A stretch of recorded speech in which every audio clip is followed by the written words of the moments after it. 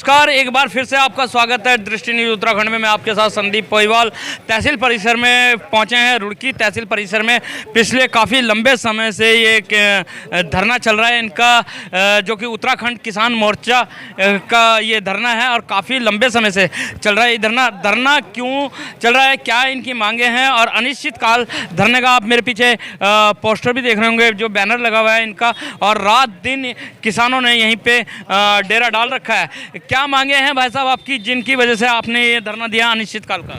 उत्तराखंड किसान मोर्चा की जो मुख्य 4 मांगे वो हमारे बैनर पर प्रेषित हैं।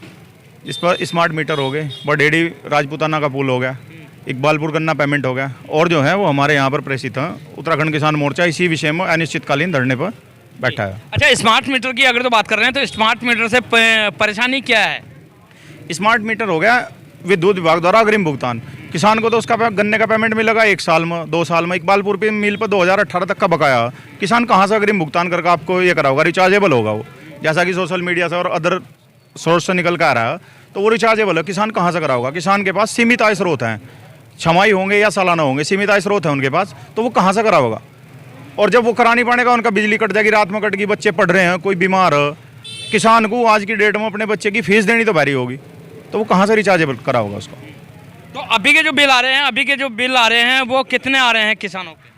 अभी जो किसानों के बिल आ रहे हैं, ट्यूबवेल के और घर के बिल आ रहे हैं, किसान उनको भी नहीं दे पा रहा और अपने बच्चों की फीस तक नहीं दे पा रहा, क्योंकि उसकी जो फसल का जो रेट है, जो उसकी फसल का एक तो रेट निश्चित सही नहीं है, दूसरा फिर जो गन्ने की फसल डालता है उसका 6-6 महीने में भुगतान होता है। इकबालपुर शुगर मिल पे 110 करोड़ रुपए बकाया है, जिसका पिछले 5-6 सालों से भुगतान नहीं हुआ है।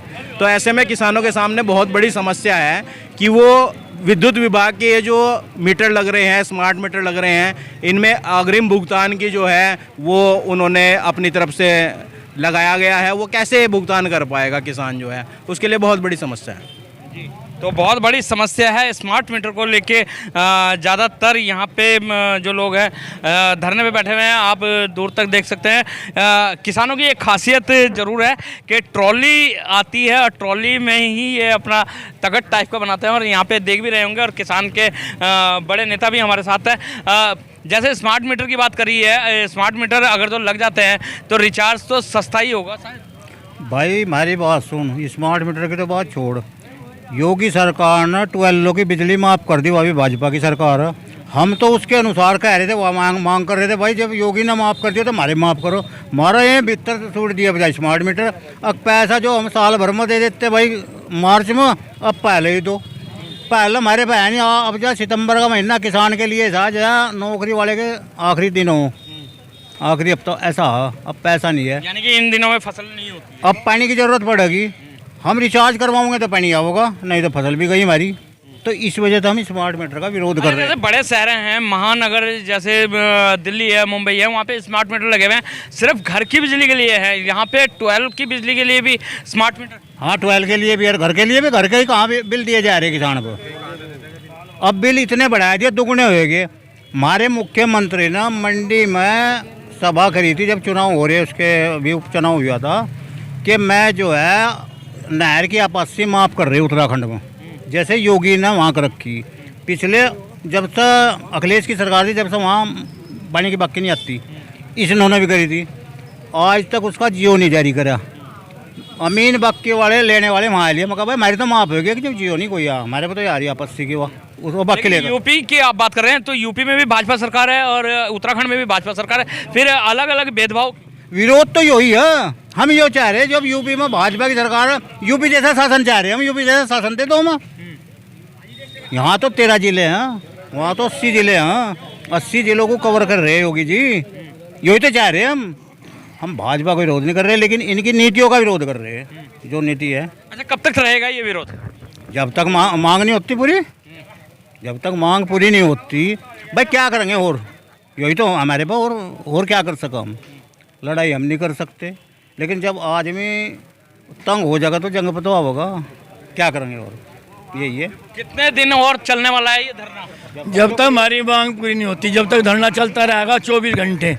24 घंटे ये बताओ, स्मार्ट मीटर की बात हो रही, रात को मोबाइल बंद हो जा, वो तो बिजली भाग की तो मर जाएंगे, जाकर भी छोड़ पैसे कहाँ किसान को वहीं तक कपड़े धुआएगा ना पैरा के थोड़ा सरसा दिखो जा नहीं है। 20-25 दिन हो गए हैं अभी आपको 27 दिन हो गए हैं शासन के कोई अधिकारी आए तो क्या आसपास अभी कोई नहीं आया ना, अभी कोई आश्वासन है। प्रदीप बत्रा जी के यहाँ भी जाए लिए, फुरकान जी विधायक जी के यहाँ भी जाए लिए, त्रिवेंद्र राव जी हमारे सांसद है उनके यहाँ भी ज्ञापन दे दिया। अभी कोई आश्वासन कोई नहीं मिला अभी तक। बताओ ये पुल आप तो रुड़की में रहते हो गए, क्या यो बना नहीं 1.5 साल हो गए, क्या जनता इससे सुखी है? कितने दुखी है जनता? आप भी दुखी हो गए। कहाँ को जा रहे हैं घूम कर, और अब तक इनके कान पर जू नहीं देंगे। अच्छा लेकिन लिबरेटी का पुल है, किसान गन्ना नहीं लाऊंगे मिलो, कहाँ को लाऊंगे बजा? वो बंद कर रखा तो बताओ कितनी परेशानी है।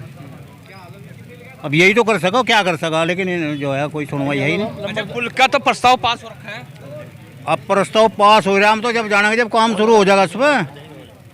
1 साल तक 1-1.5 साल तक प्रस्ताव नहीं पास हुआ। तो बुजुर्ग किसान जी हमारे साथ हैं, नंबरदार भी हैं, रात दिन जो है ये लगातार धरने पे बैठे हुए हैं। क्या कहना चाहेंगे बाबा जी, जैसे आपकी उम्र है, पहले अच्छा था या अब अच्छा है? नहीं भाई पहले ही ठीक था। पहले जब तक कांग्रेस की सरकार रही थी वह किसान की मान रहती, वह टकराव नहीं चाहती। जैसा टिकैत के ज़माने में भोपाल आंदोलन चला, वहाँ भी उसने बात मानी, किसानों के ट्रैक्टर दिए। दिल्ली में राजीव गांधी ने भी इंदिरा गांधी की वन से वो हटा कर जो वो करना चाहता रैली, वो हटा कर बोट क्लब की बजाय उस पर कही थी लाल किले पर। तो वो टकराव नहीं चाहती है या सरकार मानने वाली नहीं है। और हमने तो अपनी तरफ से यहाँ विधानसभा में 8 विधायक विपक्ष के भेजे, मान लिए तो सरकार विपक्ष वाले में बोल नहीं रहा, एक नहीं बोले, सारे गुंगी का गुड़ खाओ बैठे। अच्छा भाजपा सरकार में इतने दिन लग जाते थे धरने में या कांग्रेस सरकार में लगते हैं? नहीं भाई भाजपा में लग रहे, हम तो धरने के चक्कर में रह गए। पहले पैसों के लिए देते, एथनॉल बनाने लगे, उस चक्कर एक परमिट की सुविधा सी हुई तो थोड़ा वो होएगा, नहीं तो धरने में रहता किसान तो। और किसान रिचार्ज की करवाए लगा, उसके जीव उस पर पैसा ही नहीं, उसका तो पैसा 1 साल में वो।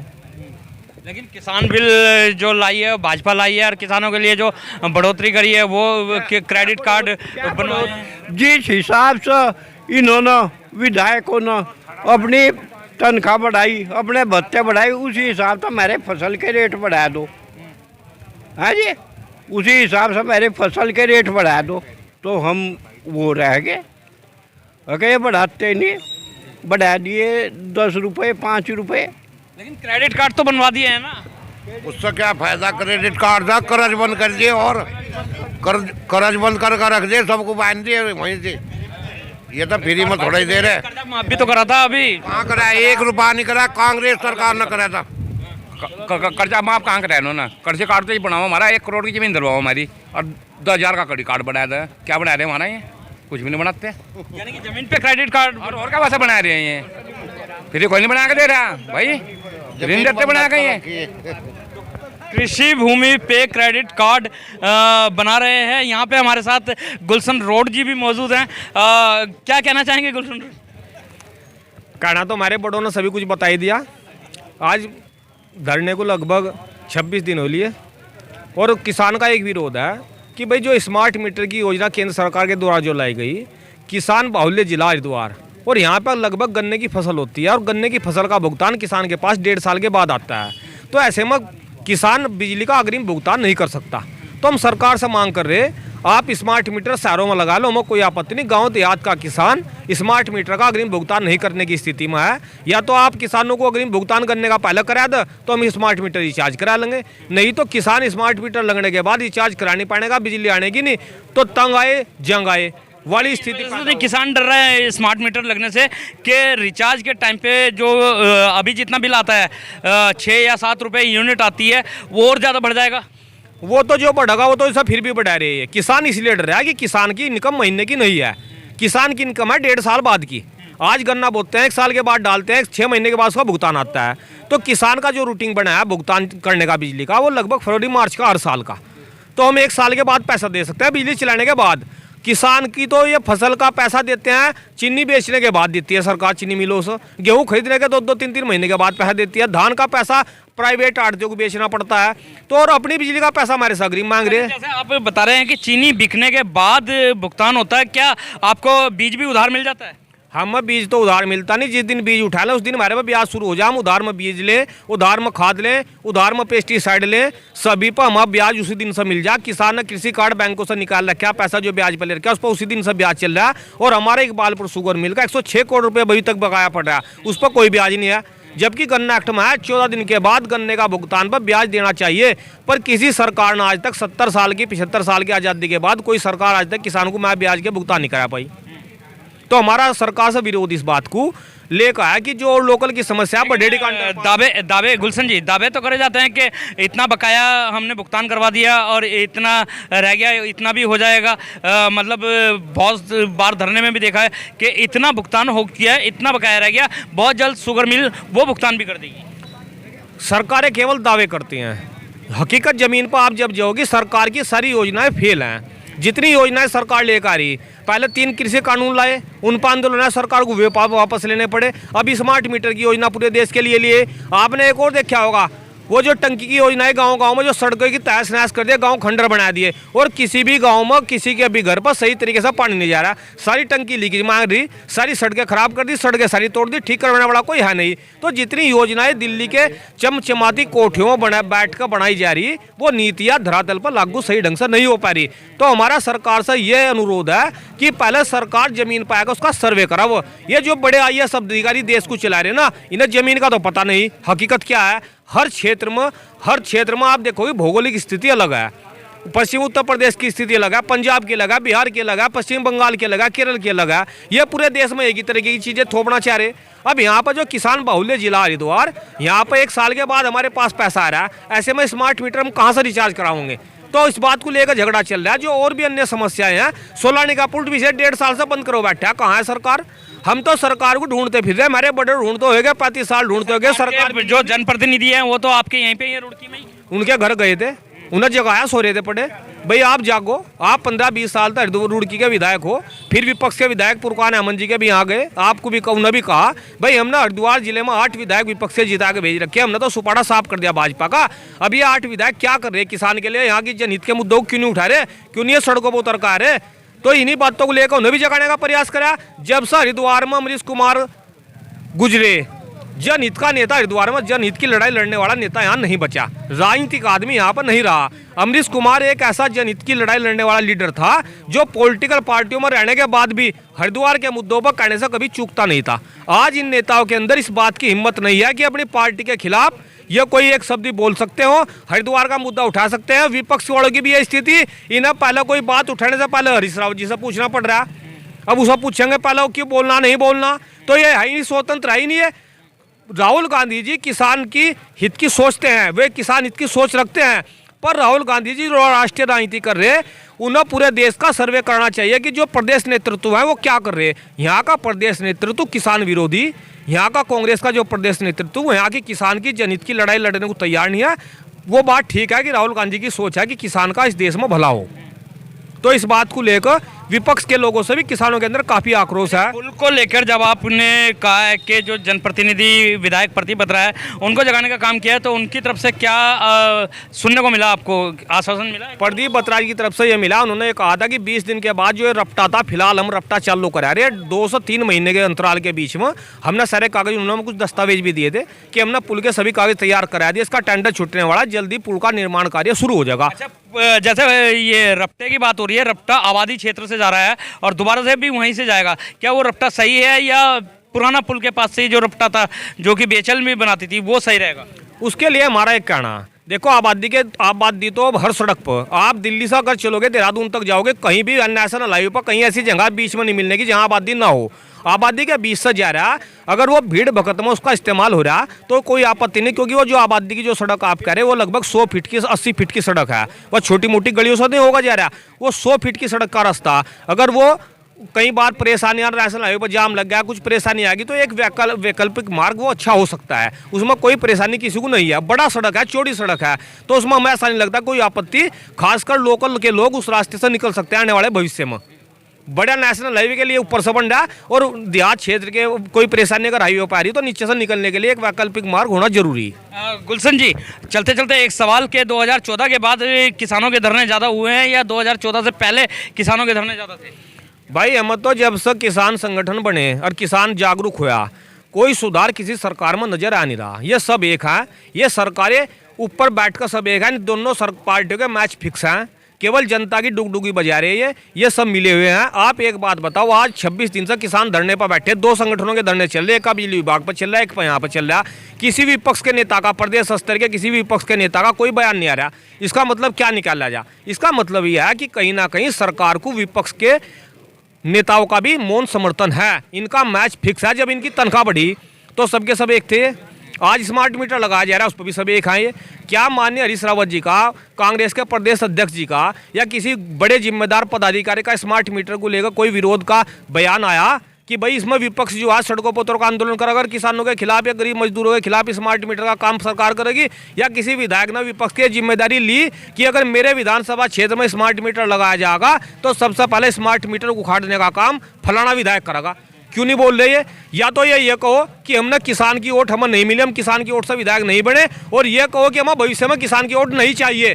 अगर इन्हें किसान की वोट ये कहते हैं कि भविष्य में नहीं चाहिए और हमने नहीं ली, तो फिर हमें इनसे कोई उम्मीद नहीं है। हम पार्टियों के अलावा, दोनों पार्टियों के अलावा किसान के पास और कोई विकल्प है? अब इन्हें दोनों पार्टियों के अलावा ये जिस गलत फहमी जी रहे ना कि सरकार किसान की रगड़ी काट देगी और किसान नाराज होगा, तुम्हें एक मैदान एक पिच तैयार करके फिर देगा विपक्ष को, और उस नाराजगी का फायदा उठाकर फिर तुम्हें विपक्ष के विधायक जिताओगा। इस पर हम मंथन कर रहे, हम हरिद्वार के लिए एक तीसरा विकल्प चुनना पड़ेगा, हमें तीसरे विकल्प की तलाश है। ये विधायक, ये सांसद, ये पार्टियां ये ना बोल, इस हरिद्वार जिले में पहले भी 6 विधायक रहे बसपा के या तीसरी और अन्य पार्टी के, तो ऐसा ना हो कल के दिन ये जिस तरीके से मौन समर्थन सरकारों को विपक्ष यहाँ का कर रहा है और किसानों की रगड़ी कटवाने में लग रहा है, हम कल के दिन एक तीसरा विकल्प चुनने के लिए मजबूर होंगे। तीसरे विकल्प के रूप में बसपा होगी या सपा होगी? ये तो आने वाला वक्त बताओगा। तीसरा विकल्प कौन सा होगा ये आने वाला वक्त बताओगा। सपा हो, बसपा हो या अन्य कोई सी भी हो, कुछ भी हो सकता है, पर तीसरा विकल्प यहाँ के किसानों को, यहाँ के गरीब आदमी को, मजदूर को ऐसी पार्टी चुननी पड़ेगी जो जनहित के मुद्दों पर इंडिपेंडेंट आपके लिए आकर सड़क पर लड़ सकता हो। हमें केवल विधानसभा में आवाज़ उठाने वाले नहीं चाह रहे, केवल वहाँ 3 मिनट का जो 2 मिनट का न समय दिया जा रहा है उसकी रिकॉर्डिंग लोगों को दिखाओ ना, विधानसभा में दिखाई थी, आपकी आवाज़ उठाई थी। हमें वो लीडर चाहिए जिस तरीके से अमरीश कुमार हरिद्वार में नेता थे और जनहित की लड़ाई सड़कों पर आकर लड़ते थे, उस तरीके का लीडर हरिद्वार में पैदा करना पड़ेगा। जब तक इस तरीके का राजनीतिक पार्टी के अंदर जनहित की लड़ाई लड़ने वाला लीडर हरिद्वार में नहीं होगा, तब तक हरिद्वार की यह उधम सिंह नगर की इसी तरीके का शोषण ये सरकारें करती रहेंगी। बहुत बहुत धन्यवाद। तो ये थे हमारे साथ गुलशन रोड, जिन्होंने साफ लफ्ज़ों में बोल दिया कि इस बार तीसरा विकल्प ढूंढना पड़ेगा हमें। अगर जो हरिद्वार के अंदर लीडर चाहिए तो अमरीश कुमार जैसा चाहिए, जो कि जनता की और जनहित मुद्दे की आवाज़ बुलंदी से उठाते थे, इसी तरीके का लीडर चाहिए। तो दृष्टि न्यूज़ में दिखाते रहेंगे इसी तरीके की खबरें। जब तक के लिए दीजिए इजाज़त। जय हिंद, जय भारत, जय उत्तराखंड।